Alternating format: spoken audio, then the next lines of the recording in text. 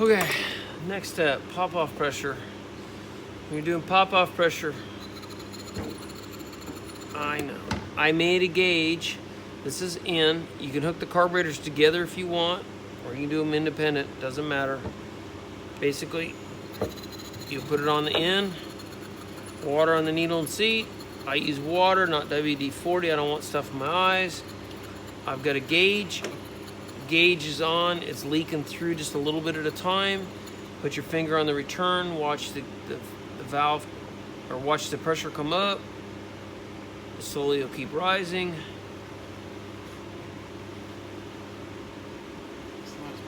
I got to turn the regulator up a little bit more.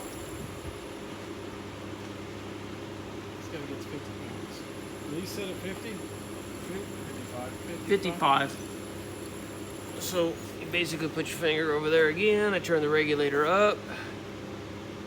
Watch it. We're coming up on 40, 50. So try it again. And it's not so critical that one's way off. Let's come back to this. Even if it's 50, it's not going to be a problem.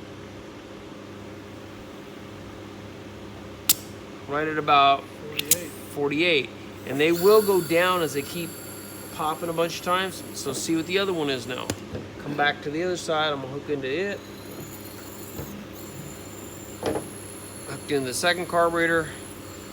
Finger on it. 40, 45. Now you see a good example of why I said you need to check it. That's why I said you check the springs. So let's see if we got a spring. Nope. So let's see what we got going here. If it's an arm, spring, something is not equal. No debris.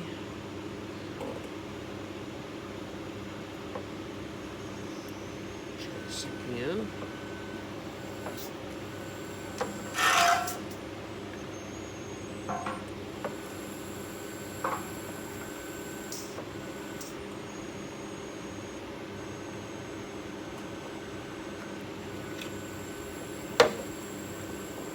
Okay, now test it again.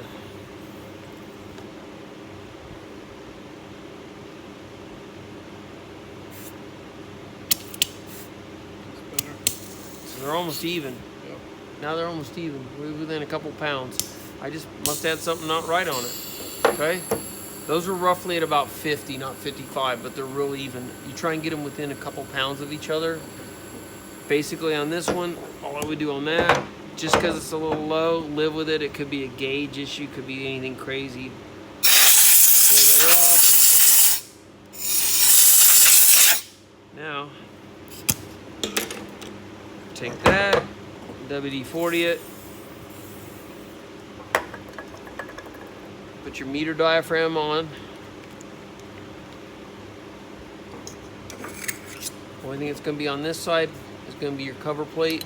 Same thing there. I've already bead blasted and cleaned that up. I do not use sand. I use glass beads. Don't use sand. No. This, we did these parts that don't have anything flowing through them. Don't bead blast the carburetors. You'll get stuff stuck in them. You'll never get it out. It's done. So we cleaned everything up just to make it nice and pretty. Basically now these are done. And then bolt them on. And you go to put them in, start them, let it idle. It should idle good. If it loads up at an idle, you need to look through the throat of the carburetor.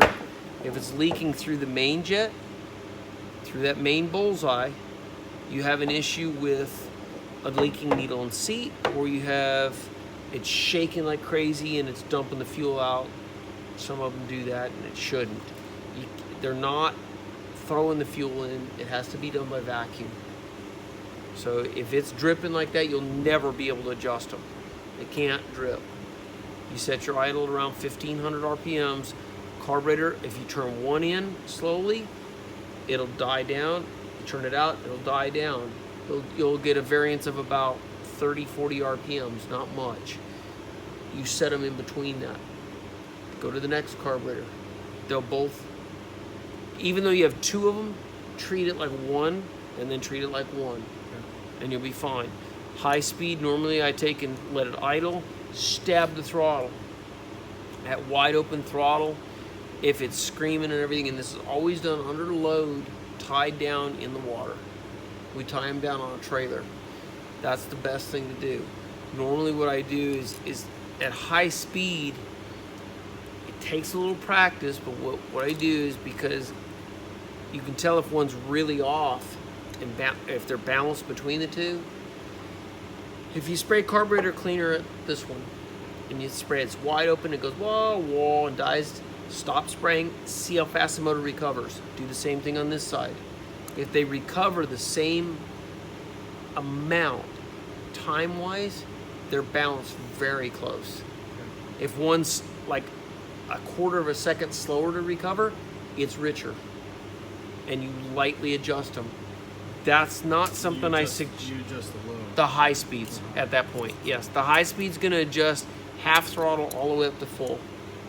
The low speed's almost idle only. It really doesn't do a lot by idle. And the Mikuni handbook is real helpful on that. It's gonna show you what circuits do what. It's gonna help you a lot in the flow. Other than that, these are done. Bolt them on. I'm gonna tighten these screws and that's it. You're fixed.